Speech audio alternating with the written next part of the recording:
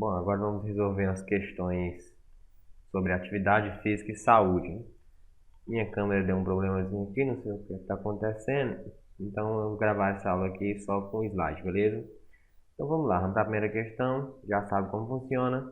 Pausa e depois a gente vai para a resolução. Pausou aí. E agora vamos para a resolução. Atente ao seguinte enunciado. Refere-se ao grau de amplitude dos movimentos das diversas partes corporais, dependendo da elasticidade dos músculos e tendões e da estrutura das articulações. Questão extremamente simples, né? Não tem nenhuma dificuldade aí. É lógico que esse enunciado corresponde ao conceito de flexibilidade, beleza? Próxima questão, pausou. E agora vamos para a resolução.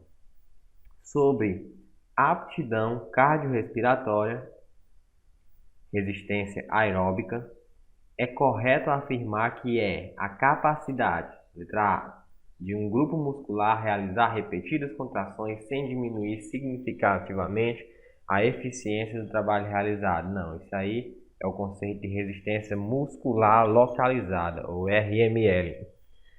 B, que o indivíduo tem de percorrer a maior distância no menor tempo possível.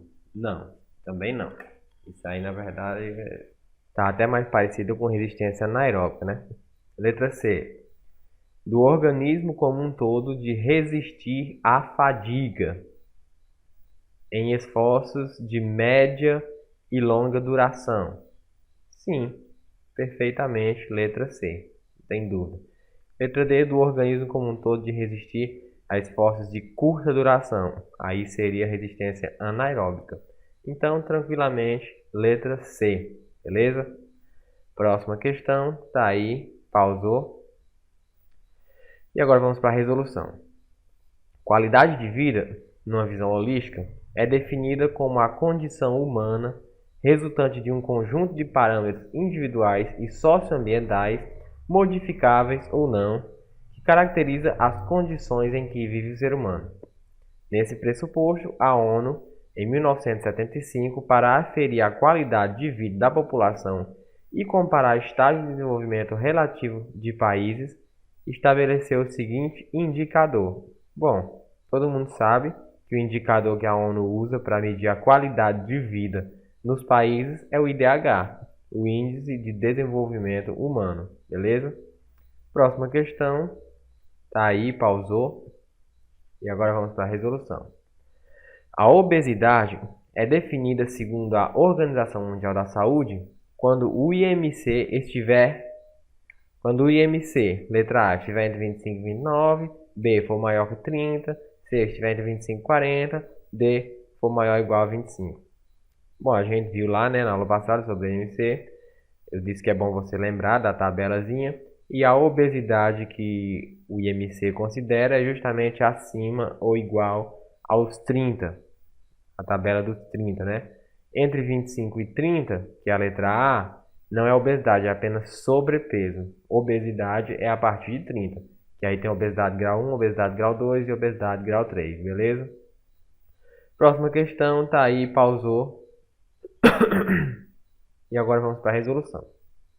Um professor de educação física de uma escola pública de Amontada resolveu avaliar seus alunos em idade escolar com o objetivo de verificar a normalidade do peso corporal. Para isso, ele utilizou o IMC, que verifica a relação do peso com o quadrado da estatura, e, bom, essa questão aqui é até meio complicadazinha, porque complicado. Você poderia até considerar as alternativas corretas, mas vamos ver. O professor de educação física, né, da escola pública, resolveu avaliar os alunos dele com o objetivo de verificar se eles estão no peso normal. Para isso, ele usou o IMC e outro fator, outra medida. Qual seria a outra medida mais indicada para verificar o peso corporal desses alunos? Letra A. A circunferência do quadril para confirmar o excesso de peso através do acúmulo de gordura no quadril. Você conhece esse parâmetro? B. A circunferência da cintura para confirmar o excesso de peso através do acúmulo de gordura central. A gente viu lá a questão da circunferência abdominal. C. A dobra cutânea peitoral para confirmar o excesso de peso através do acúmulo de gordura subcutânea? Ou letra D. A dobra cutânea da coxa para confirmar o excesso de peso através do acúmulo de gordura nos membros inferiores? Questão muito complicadinha, né? Porque para mim, qualquer uma dessas aí poderia estar certa, porque a questão não está dizendo muito bem o que ela quer. Ela disse que o professor usou isso e isso. Sim, o professor pode ter usado qualquer uma dessas coisas aí. Mas aí quando você lê a questão, você pensa, então já que pode ser mais de um, então vamos pensar, tentar entender qual é a lógica deles, né?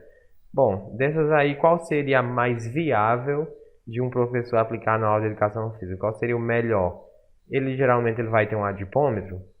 Dificilmente, né? Então, o mais comum, mais aplicável a uma aula de educação física seria a letra B, a circunferência da cintura, que é uma medida bem comum, bem simples de se fazer, né? Apesar de eu achar uma questão bem mal elaborada, né? Mas tudo bem. Como eu falei, acontece.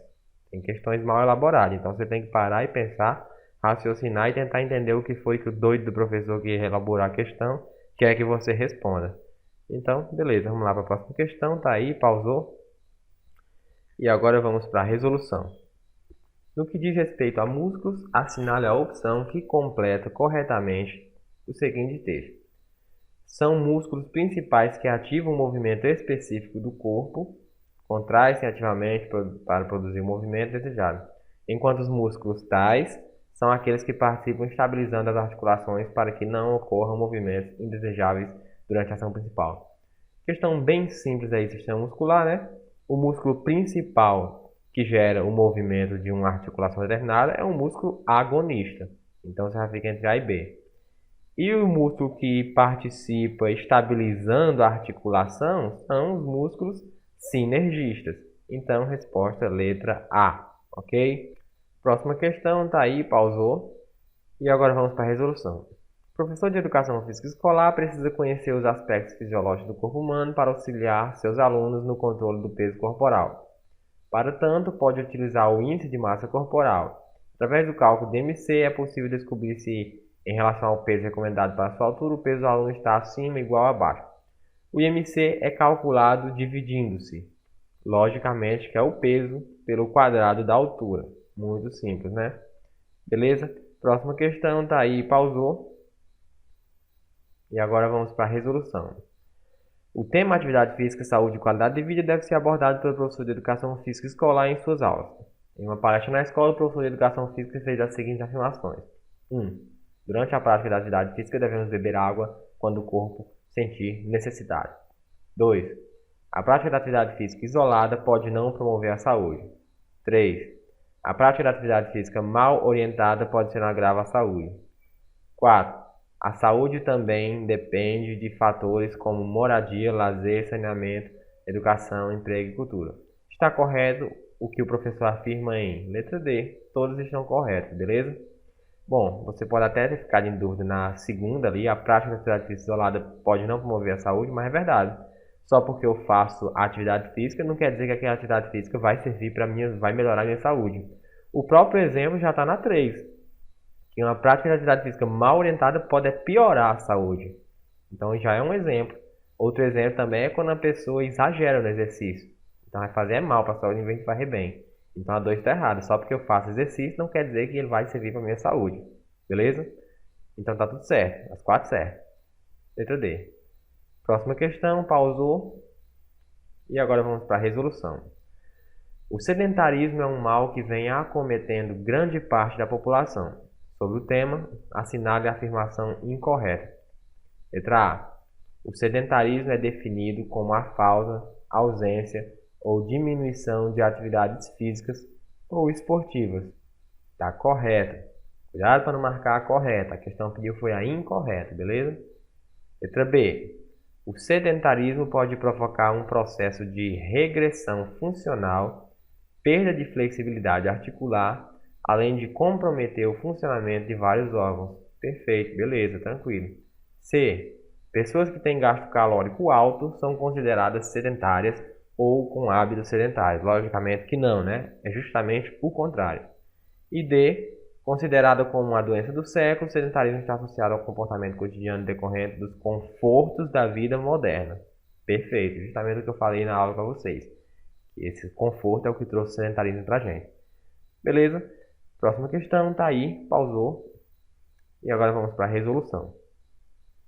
Em relação à abordagem do tema saúde nas aulas de educação física, assinale o incorreto. A discussão nas aulas de educação física sobre saúde possui uma vertente biológica. Beleza, justamente. Inclusive, como eu falei para vocês, eu até acho errado a educação física estar na área da linguagens. Eu acho que a educação física deveria estar na área da natureza, porque está muito mais parecido com a biologia do que com a linguagens, por causa da abordagem que é utilizada hoje na educação física, que, como eu falei para vocês, é a saúde renovada. Letra B. É necessário que a saúde na educação física seja vista como um domínio sociocultural. Beleza. Está dizendo que vai estudar a saúde como de uma maneira sociocultural, ou seja, relacionando as questões da saúde com a sociedade, não apenas ver o lado biológico, e sim um lado total da saúde. Inclusive, como a gente viu, a saúde não é só física, é mental e social também, beleza? Letra C. A saúde deve ser compreendida pelos alunos exclusivamente como ausência de doenças, justamente o oposto, né? Como eu mostrei para vocês naquela aula de saúde. D. A aula de educação física deve abordar o tema saúde na perspectiva da cultura corporal do movimento. Beleza, perfeito. Próxima questão, pausou. E agora vamos para a resolução, né? Ele dá aí 3 conceitos: anorexia, bulimia e vigorexia. E diz, é correto que se afirma em... Bom, não preciso nem ler. As 3 estão corretas. Estão dando o conceito perfeito aí de anorexia, bulimia e vigorexia. Acredito que não ficou nenhuma dúvida nessa questão aí. Se tiver ficado, pode me perguntar. Beleza? Próxima questão, tá aí, pausou. E agora vamos para a resolução. No que concerne à saúde, fatores de risco são condições e problemas que aumentam as chances de uma pessoa desenvolver doenças cardiovasculares como infarto e acidente vascular cerebral. Alguns podem ser evitados, tratados e controlados, enquanto outros não, razão pela qual são chamados de modificáveis ou não modificáveis. Considerando a assertiva acima, assinale a opção que contém somente fatores modificáveis. Em primeiro lugar, percebo que já é a segunda vez que cai falando aí sobre fatores de risco modificáveis e não modificáveis. O próprio nome já está dizendo o que é, né? Fatores de risco modificáveis é um risco que você tem, mas que você pode mudar. E os não modificáveis são fatores de risco que você tem, mas você não pode mudar, como por exemplo alguma doença genética que você já nasceu com ela e é crônica e vai morrer com ela e não tem como você mudar. Então aí está perguntando quais são os modificáveis. Letra A, idade. Você pode mudar a sua idade? Lógico que não. Então letra A não tá errado. A idade é um fator de risco não modificável. Você não consegue mudar.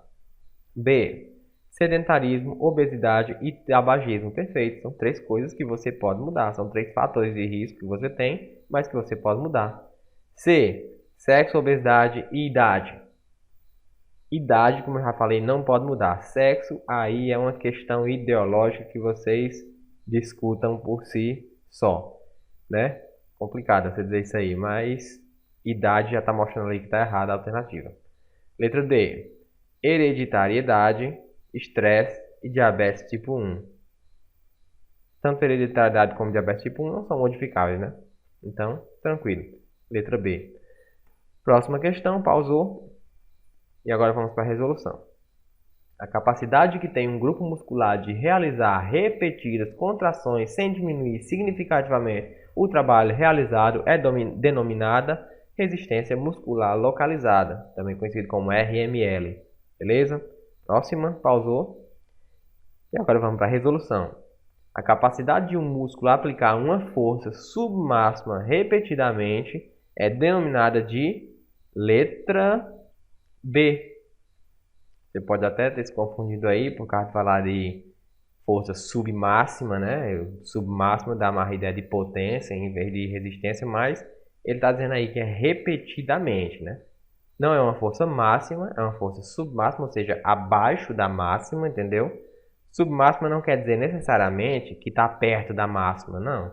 Porque o povo usa muito esse termo submáxima como se fosse uma força quase máxima, mas não é necessariamente. Sub significa abaixo. Então, submáxima significa abaixo da máxima. Uma força pequena, por exemplo, para levantar um pincel, eu estou usando a força submáxima porque eu estou usando a força abaixo da máxima. Então, repetidamente, é denominada resistência muscular, beleza? Próxima questão, pausou. E agora vamos para a resolução. Um dos principais efeitos fisiológicos obtidos após 3 meses de treinamento aeróbio é, letra A, o aumento da frequência cardíaca de repouso? Lógico que não, justamente o oposto. Letra B, a diminuição da frequência cardíaca de repouso? Perfeito. Como vocês já sabem, né? O coração da pessoa, do atleta, bate mais lentamente em repouso do que de um sedentário, justamente por causa disso. Então, letra B. E letra C, a permanência da frequência cardíaca inalterada em repouso? Não, vai mudar, vai diminuir. E D, a diminuição da diferença arteriovenosa? Nada disso. Tranquilo? Próxima questão, pausou. E agora vamos para a resolução. Se o ser humano correr o máximo que puder durante 10 segundos, os músculos ativos terão como fonte principal de ATP, mostrei para vocês naquela aula, né? Que são as reservas de ATP-CP. Questão tranquilíssima. Próxima questão, tá aí, pausou. E agora vamos para a resolução. Considerando esses princípios, analisem os itens listados. Adaptação, sobrecarga, estimulação, organização.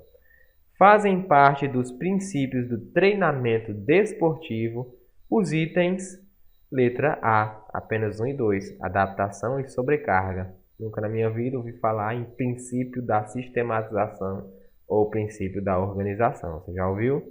Acredito que não. Então, letra A, 1 e 2. Próxima questão. Tá aí, pausou. E agora vamos para a resolução.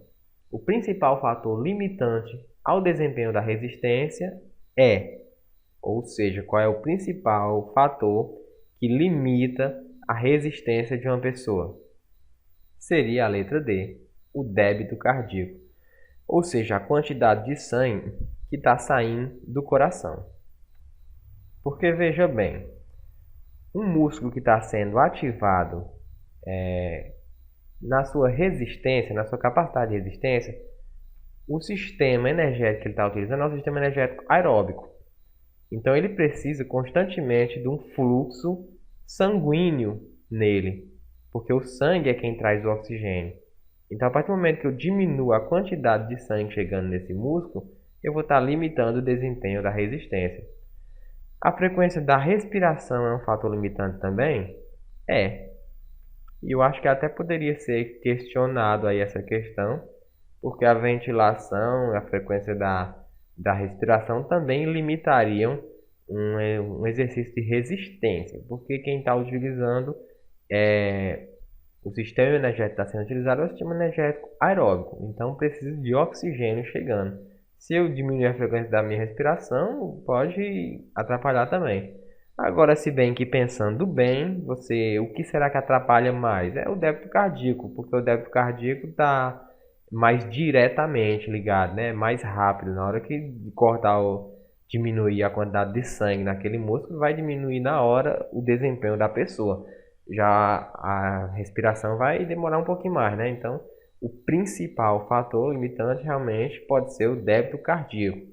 Pode ser que alguém não concorde com isso também, acho até complicado, mas pensando bem, eu acho que é o débito cardíaco mesmo. Então, beleza? Próxima questão, tá aí, pausou.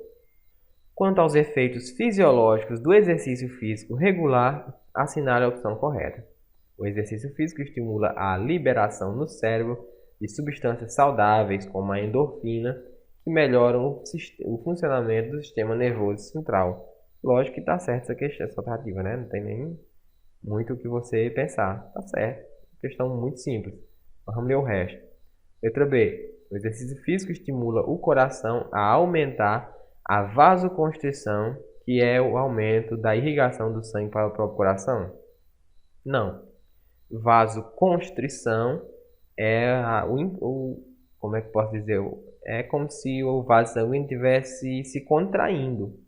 Isso vai diminuir a irrigação do sangue. O que aumentaria a irrigação do sangue é a vasodilatação.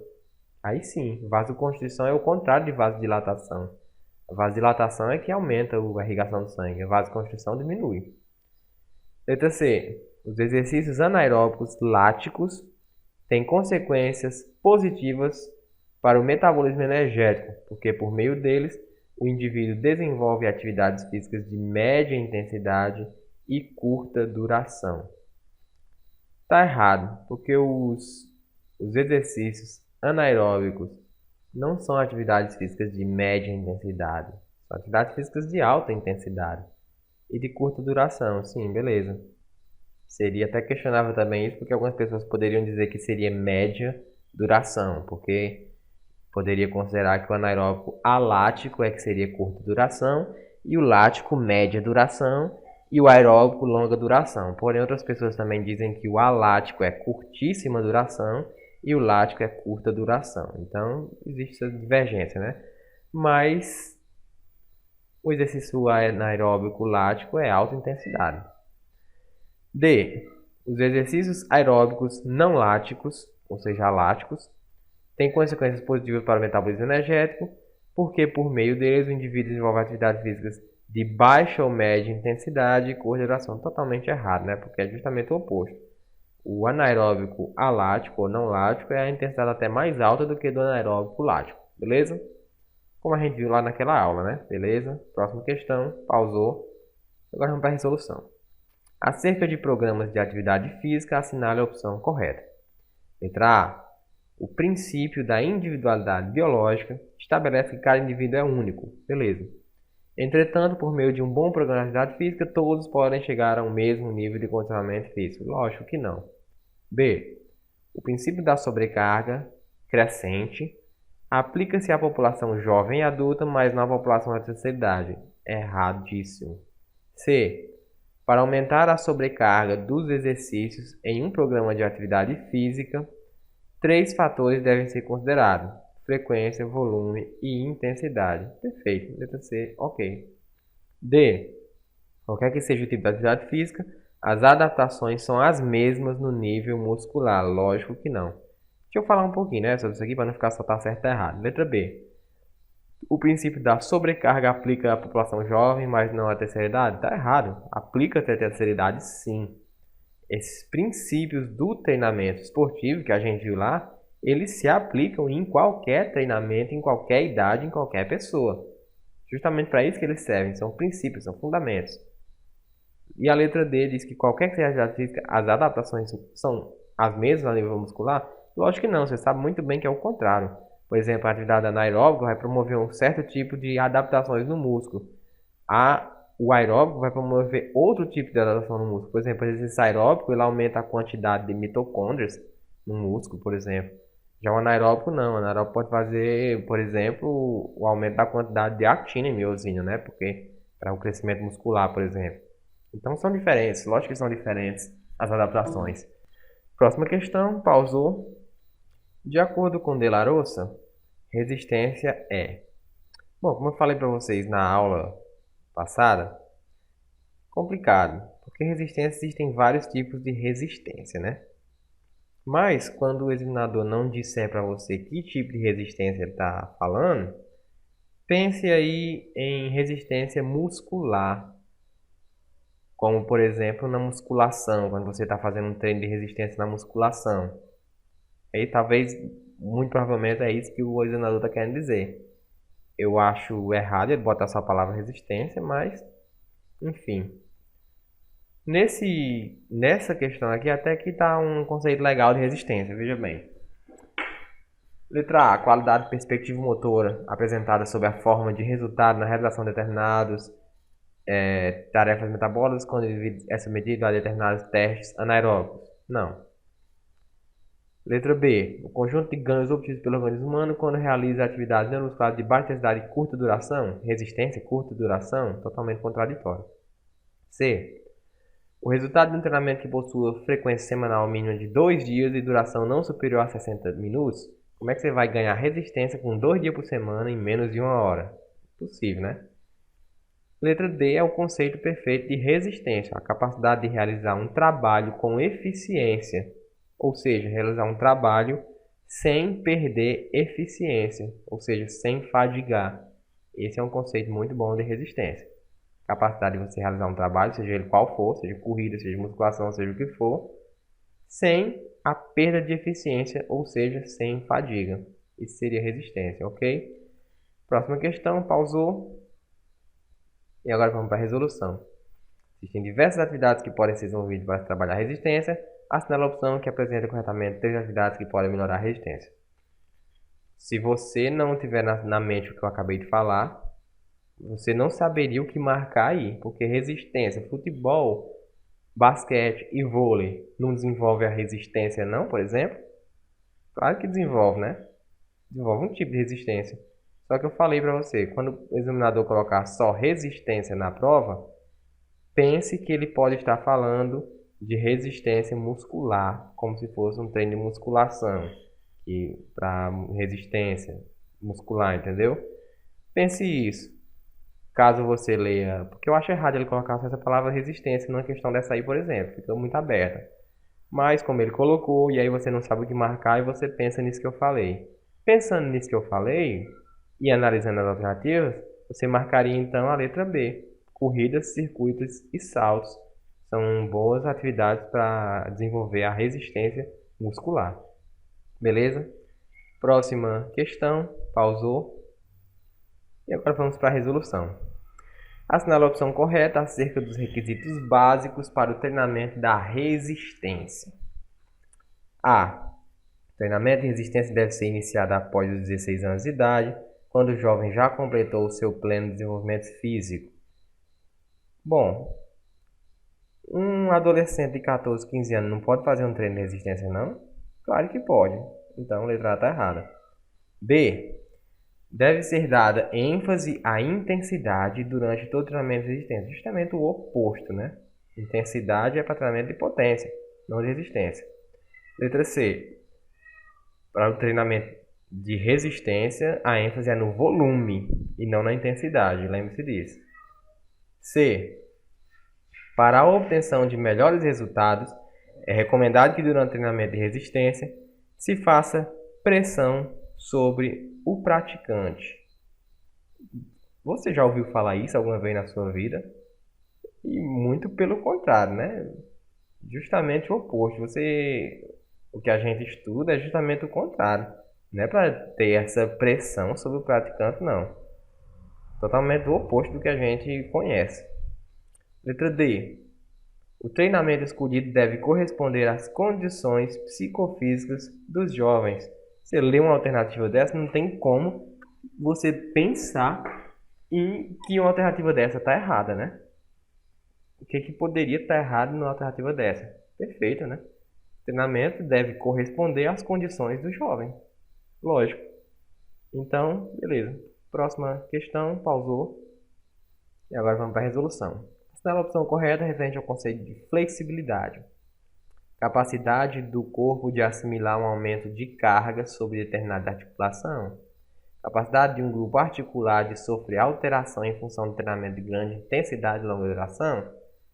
Capacidade física do organismo humano que condiciona a obtenção de grandes amplitudes durante a execução dos movimentos. Perfeito. Letra C. Grande amplitude do movimento na articulação. D. Resultado de treinamento sobre grupos musculares que atuam sobre a articulação de membros superiores e inferiores. Nada a ver. Flexibilidade tranquila. Apesar de cai muito sobre flexibilidade, mas é muito fácil, né? Flexibilidade, todo mundo sabe o que é. Beleza. Próxima questão, ó. Flexibilidade de novo. Entre os fatores que determinam a flexibilidade estão incluídos forma da superfície da articulação dos ossos, sexo, idade e horário em que se realiza a atividade. Perfeito. Letra A. Tranquilo, né? Tudo isso influencia na flexibilidade. B. Tipo de calçado utilizado no treinamento. Resistência aeróbia. A resistência aeróbia influencia na flexibilidade. O tipo de calçado já é complicado dizer que sim, né? Eu nunca ouvi falar isso, mas você pode até pensar, quem sabe, o tipo de calçado pode influenciar, né? Quem sabe? Mas resistência aeróbica, dia da semana, quer dizer que se eu for medir minha flexibilidade no domingo, é diferente da segunda? Letra C. Condições cineantropométricas, condições metabólicas, hábitos alimentares e rotina de trabalho. Quem sabe até que indiretamente essas coisas possam até influenciar, né? É questionável, mas não diretamente. Letra D. Condições de saúde em geral. Condições de saúde em geral já está errado, né? Quer dizer que qualquer problema de saúde pode influenciar na flexibilidade? Não. Prática de musculação, nível de pressão arterial e equipamento de medição. Então, letra A. Beleza. Próxima questão, pausou. E agora vamos para a resolução. Com relação às bases metodológicas do treinamento da flexibilidade, assinale a opção correta. Olha aí, flexibilidade de novo. Caiu muito. A flexibilidade é uma característica da fase adulta, devendo, portanto, ser mais treinada nessa fase. Lógico que não, né? A flexibilidade é uma característica da fase adulta? Não. Existe isso, né? B. O treinamento da flexibilidade deve estar de acordo com a faixa etária? É lógico que deve estar, né? Qualquer treinamento de qualquer coisa deve estar de acordo com a faixa etária, não só de flexibilidade. Qualquer treinamento de qualquer coisa. C. A flexibilidade se desenvolve igualmente em todas as articulações do corpo? É lógico que não, você pode ter mais flexibilidade numa articulação do que em outra.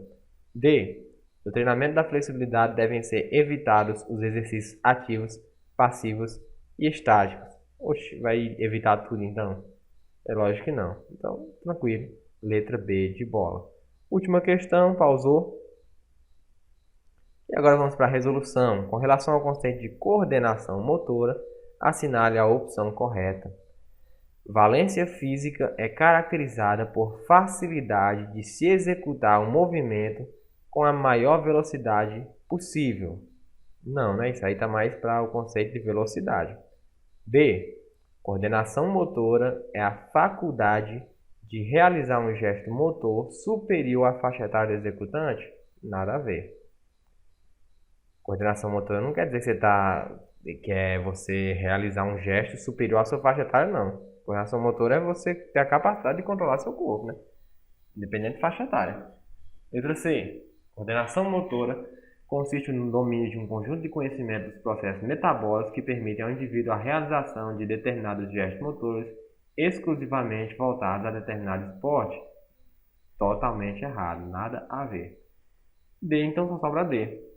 As habilidades motoras estão relacionadas ao processo de controle dos movimentos, capacitam as ações motoras em situações previsíveis e imprevisíveis e contribuem para o rápido aprendizado e domínio de movimentos. Beleza? Então, valeu, até a próxima.